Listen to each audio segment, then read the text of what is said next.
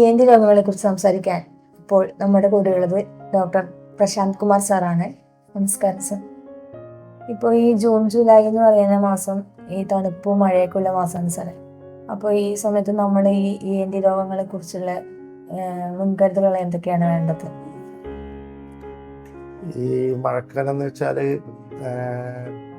പണ്ടേ പറയും ഡോക്ടർമാരെ കൊയ്ത്തുകാരാണ്.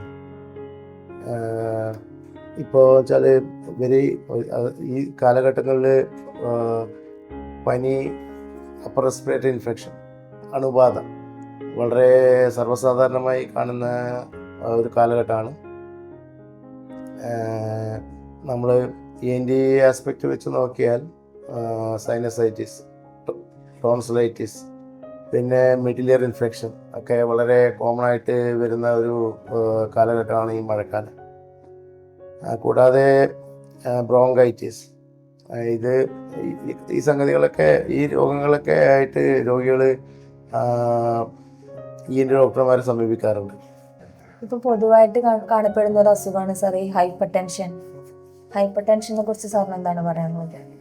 ഹൈപ്പർ ടെൻഷൻ ഞങ്ങളൊരു ഏരിയയിൽ വരുന്നതല്ല, പക്ഷേങ്കിൽ ഹൈപ്പർ ടെൻഷനുമായി ബന്ധപ്പെട്ടിട്ട് അതിൻ്റെ ഹൈപ്പർ ടെൻഷൻ്റേതും അതിൻ്റെ മെഡിക്കേഷൻ്റേതും അതിന് ഉപയോഗിക്കുന്ന മരുന്നുകളുടെയും പാർശ്വഫലങ്ങളുമായിട്ട് ഞങ്ങളെ സമീപിക്കുന്ന ആൾക്കാരുണ്ട്. ഹൈപ്പർ ടെൻഷൻ ആസ് സച്ച് തലകർക്ക് ഉണ്ടാക്കാറില്ല. നമ്മളൊരു പഴയ കൺസെപ്റ്റാണ് ചെറിയ തലകർക്ക് ഡോക്ടർ എന്ന് പറഞ്ഞാൽ പ്രഷറായിരിക്കുന്നു. ഹൈപ്പർ ടെൻഷൻ ആസ് സച്ച് തലകർക്ക് ഉണ്ടാക്കാറില്ല. ഹൈപ്പർ ടെൻഷൻ ഉപയോഗിക്കുന്ന മരുന്നുകൾ, ട്രീറ്റ്മെൻറ്റിന് ഉപയോഗിക്കുന്ന മരുന്നുകൾ, എസ്പെഷ്യലി അമിലോഡിപ്പിൻ, നിഫിഡിപ്പിൻ, അറ്റൻലോൾ തുടങ്ങിയ പല ഗ്രൂപ്പിൽപ്പെട്ട മരുന്നുകളും തലകറക്കത്തിന് കാരണമായ middle year hydrops, inner year hydrops എന്നുവെച്ചാൽ ആന്തരകർണത്തിലെ നീരിറക്കം ഉണ്ടാക്കുന്നത് സാധാരണമായി കാണുന്നുണ്ട് ഇവിടെ. അത് ഡിറ്റക്റ്റ് ചെയ്യുകയും ട്രീറ്റ് ചെയ്യുകയും ചെയ്യേണ്ടത് ഈ മെഡിസിൻ കൊടുക്കുന്നത് ദാറ്റ് ഗ്യാരണ്ടി ക്യൂർ. അതൊരു അതിക്രമത്തിൽ ആശ്വാസം എന്ന് പറയുന്ന സംഗതിയല്ല.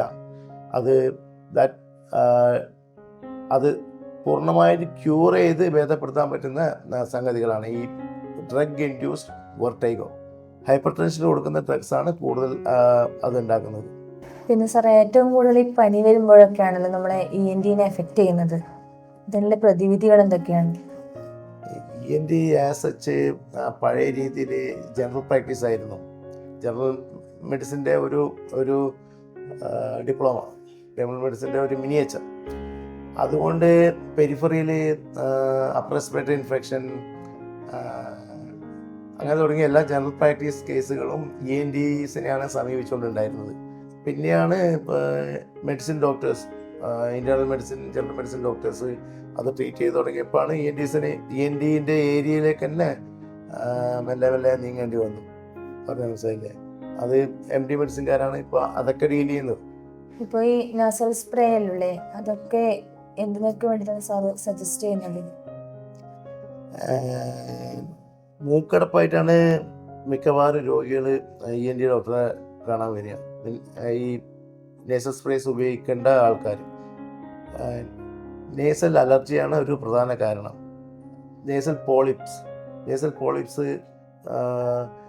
അങ്ങനെയുള്ള സംഗതികളിൽ നമ്മൾ ദീർഘകാലത്തേക്ക് കൊടുക്കുന്ന ട്രീറ്റ്മെൻറ്റ് എന്നുള്ള നിലക്ക്, മെഡിക്കൽ ട്രീറ്റ്മെൻറ്റ് എന്നുള്ള നിലക്ക് നമ്മൾ നേസൽ സ്റ്റീറോയിഡ്സ്, നേസൽ സ്പ്രേസ് കൊടുക്കാറുണ്ട്. ഈവൻ ടു കിഡ്സ് 3 വയസ്സ് മുതൽ നമ്മൾ നേസൽ സ്റ്റീറോയിഡ്സ് സ്പ്രേസ് സജസ്റ്റ് ചെയ്യാറുണ്ട് ഫോർ 3-4 months. സാർ, ഇപ്പോൾ അലർജിനെ കുറിച്ച് പറഞ്ഞു. അപ്പോൾ ഈ അലർജി വരാനുള്ള കാരണങ്ങൾ എന്തൊക്കെയാണ്? അലർജി എന്ന് വെച്ചാൽ ഒരു വളരെ വാസ്റ്റായ ഒരു സംഗതി, ഒരു വാസ്റ്റായ സബ്ജക്റ്റാണ്. പക്ഷേ വെച്ചാൽ നമ്മളെ റുട്ടീൻ ഡെയിലി ലൈഫിൽ അലർജൻസ് ഏതാണ് നമുക്ക് അലർജി ഉണ്ടാക്കുന്നത്? ചിലർക്ക് ചെമ്മീൻ, കൊഞ്ച്, ഞണ്ട് എന്നൊക്കെ ഭക്ഷണ സാധനങ്ങൾ അലർജി ഉണ്ടാക്കാറുണ്ട്. ചുണ്ടൊക്കെ തടിച്ച് വീർക്കുക, നാവൊക്കെ തടിച്ച് വീർക്കുക എന്നുള്ളത് നമ്മൾ ചിലർക്കൊക്കെ കാണാറുണ്ട്. ചിലർക്ക് മുന്തിരിങ്ങ വരെ അലർജി ഉണ്ടാകുന്ന കാണാറുണ്ട്. നമ്മൾ സംബന്ധിച്ചോളം ഇപ്പം നേസൽ നേസൽ അലർജി എന്ന് വെച്ചാൽ മൂക്കിൽ ഇൻഹേൽ ചെയ്യുന്ന ഏതോ പദാർത്ഥം നമ്മൾക്ക് അലർജി ഉണ്ടാക്കുന്നുണ്ട്. മൂക്കൊലിപ്പ്, മൂക്കടപ്പ്, മൂക്ക് കൊട്ടിയടച്ച പോലെയുള്ള സംഗതികൾ. അത് ഒന്ന് ഹൗസ് ഡസ്റ്റാണ്. നമ്മൾ പഴയ ബുക്കുകൾ, മാറാല, ചലന്തി വലേൻ്റെ പൊടി ഒക്കെ ആയിട്ടുള്ള സംഗതികളാണ് ഒരു കാരണം. ഈവൻ ബോഡി ഡസ്റ്റ് അലർജിക്ക് ഒരു കാരണമാണ്. താരം പൊടി എന്ന് വെച്ചാൽ അത് നമ്മൾ നല്ല പൊടിയാണെങ്കിൽ തട്ടിയിടുന്നത് ഒരു അന്തരീക്ഷത്തിലുണ്ടെങ്കിൽ അത് തുമ്മലും അലർജി ഉണ്ടാക്കാറുണ്ട്. പൂവിൻ്റെ പൊടികൾ അത് ചിലർക്ക് അലർജി ഉണ്ടാക്കുന്ന കാണാറുണ്ട്. ഇച്ച്മൈറ്റ്, അങ്ങനെ കോക്രോച്ച്, കൂറ, പാറ്റ അങ്ങനെയുള്ള ജീവികൾ നമുക്ക് ചിലർക്ക് അലർജി ഉണ്ടാക്കുന്ന കാണാറുണ്ട്. അതുപോലെ തന്നെ ഇപ്പം അധിക പേരിലും കാണപ്പെടുന്നത് മൈഗ്രെയിൻ്റെ പ്രശ്നം. അതിനെക്കുറിച്ച് സാറിന് അത് വരാനുള്ള കാരണങ്ങൾ എന്തൊക്കെയാണ്? മൈഗ്രെയിന് എന്ന് വെച്ചാൽ ഈ 10 വയസ്സിന് ശേഷമൊക്കെ കാണാറുണ്ട് ചിലർക്ക്. അതിനൊരു പാരമ്പര്യ ഘടകമുണ്ട്. അതിൽ ഒരു സംഗതി വെച്ചാൽ മൈഗ്രെയിൻ ഒരു 8-10 വയസ്സ് തൊട്ട് 45-50 വയസ്സ് വരെ ഉള്ള ഒരു പോപ്പുലേഷനിലാണ് കാണാറ്. ഇതിനൊരു പാരമ്പര്യ ഘടകമുണ്ട്. പിന്നെ പ്രിസിപ്പിറ്റേറ്റിംഗ് ഫാക്ടർ ഉണ്ട്. എന്ന് വെച്ചാൽ ഒരു മൂക്ക് അടപ്പ്, ജലദോഷമുള്ളത് ഒരു ഘടകമാണ്. അത് മൈഗ്രെയിൻ പ്രിസിപ്പിറ്റേറ്റ് ചെയ്യും. മൈഗ്രെയിൻ എന്ന് വെച്ചാൽ വാസ്കുലർ ഹെഡേക്ക് എന്നാണ് നമ്മൾ ഉദ്ദേശിക്കുക. മൈഗ്രെയിൻ ആസ് അല്ല, വാസ്കുലർ ഹെഡേക്ക്. ഇവൻ പനി അല്ല ഹൈഗ്രേഡ് ഫീവറിൽ കുട്ടികൾ നല്ല തലവേദനയായിട്ട് കഷ്ടപ്പെടുന്നത് കാണാറുണ്ട്. അതിൻ്റെ കാരണം ഈ പനിയിലെ തലവേദനേൻ്റെ ഒരു കാരണം വാസ്കുലർ ഹെഡേക്കാണ്. പിന്നെ ജലദോഷം, മൂക്കടപ്പ്, വായുസഞ്ചാരം, മൂക്കിൽ വായുസഞ്ചാരം കുറയുക എന്നുള്ള സംഗതികൾ അതിൻ്റെ ഒരു ഉപോത്ഭക ബലമായ ഒരു പ്രിസിപ്പിറ്റേറ്റീവ് ഫാക്ടേഴ്സാണ്. അതുപോലെ സാറേ, ഈ ഇയർ ബാലൻസിങ്ങിന്റെ പ്രശ്നം ഉണ്ടാവില്ലേ, അത് വേറെ എന്തെങ്കിലും അസുഖത്തിന്റെ ലക്ഷണമാണോ? ഇയർ ബാലൻസ് എന്ന് വെച്ചാൽ അത് ഞാൻ മുമ്പ് പറഞ്ഞു, vertigo and giddiness. Vertigo is the solid factor of a ear balance disease, inner ear ഡിസീസാണ്. ഗിഡിനെസ് എന്ന് പറഞ്ഞാൽ പല സംഗതികൾ കാരണങ്ങൾ കൊണ്ടും ഉണ്ടാവാം. നമ്മളിപ്പം കിടന്നെടുക്കുന്ന ഒരു അരമണിക്കൂർ കിടന്നിട്ട് ഒന്ന് എഴുന്നേൽക്കുമ്പോൾ ഒരു വേച്ചൽ, അതിനെ ഗിഡിനെസ് എന്നാണ് പറയുക, നമ്മൾ വെർട്ടേഗോ എന്നല്ല പറയുക. ഇത് രണ്ടാണ്. ഒരു സംഗതി വെച്ചാൽ സോൾഡായ അസുഖങ്ങളുണ്ട്.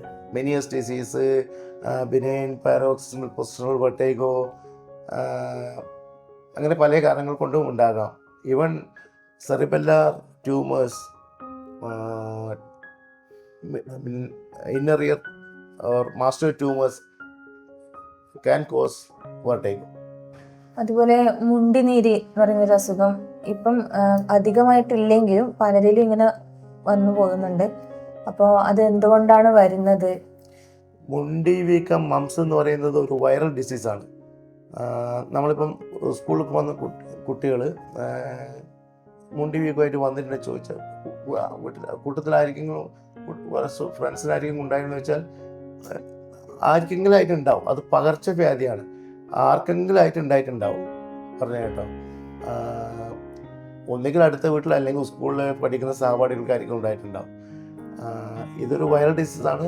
മൂക്കിലെ നമ്മൾ ജലദോഷത്തിന് നീരില്ലേ, അല്ലെങ്കിൽ ചുമച്ച് വരുന്ന കഫിങ് ഔട്ട് ഫ്ലൂയിഡില്ലേ, അതാണ് ഒരു അതിൻ്റെ പകരുന്ന ഒരു സംഗതി. മീൻസ് ജലത്തിലൂടെ പകരുന്നത്, നമ്മളെ വായുവിലൂടെ പകരുന്ന ഒരു അസുഖമാണ് ഈ മുണ്ടി വീക്കം അഥവാ മംസ്. 9ാം മാസത്തിൽ, കുട്ടികൾ ജനിച്ചിട്ട് 9ാം മാസത്തിൽ കൊടുക്കുന്ന MMR വാക്സിൻ അതിൻ്റെ ഒരു പ്രതിരോധത്തിന് കൊടുക്കുന്നതാണ്. MMR vaccine. പിന്നെ പറഞ്ഞു, അത് വാക്സിൻ കൊടുത്താലും വരുന്ന കാണാറുണ്ടല്ലോ എന്ന്. അപ്പം നമ്മൾ പറയുന്ന ടൈഫോയിഡ് ഫീവേഴ്സിന് 2 തരം സ്ട്രെയിൻസാണ് നമ്മളെ കേരളത്തിൽ കാണുന്നത്. Salmonella typhi and salmonella paratyphi. ഇങ്ങനെ 2 സംഗതികളെ പോലെ ഇതിനും ഡിഫറെൻറ്റ് സ്ട്രെയിൻസ് ഉണ്ട്. മറ്റേ മെർസ്കോ വൈറസ് ഉണ്ട്, കൊറോണ വൈറസ് ഉണ്ട് എന്ന് പറഞ്ഞാൽ 2 പലമാതിരി സ്ട്രെയിൻസ് ഉണ്ടാവും. അതിൽ ഒന്നിനെ നമ്മൾ മരുന്ന് കൊടുക്കുന്നു, വാക്സിൻ കൊടുക്കുന്നുള്ളൂ, വേറൊരു സ്ട്രെയിന് കൊണ്ടും അങ്ങനെ സംഭവിക്കും. ENT രോഗങ്ങളെക്കുറിച്ചും അതിൻ്റെ രോഗനിർണയങ്ങളെക്കുറിച്ചും സാർ നമുക്ക് ഒരുപാട് കാര്യങ്ങൾ പറഞ്ഞു തന്നു. സാറിൻ്റെ വിലപ്പെട്ട സമയം നമുക്ക് വേണ്ടി നൽകിയതിന് സാറിന് നന്ദി അറിയിക്കും.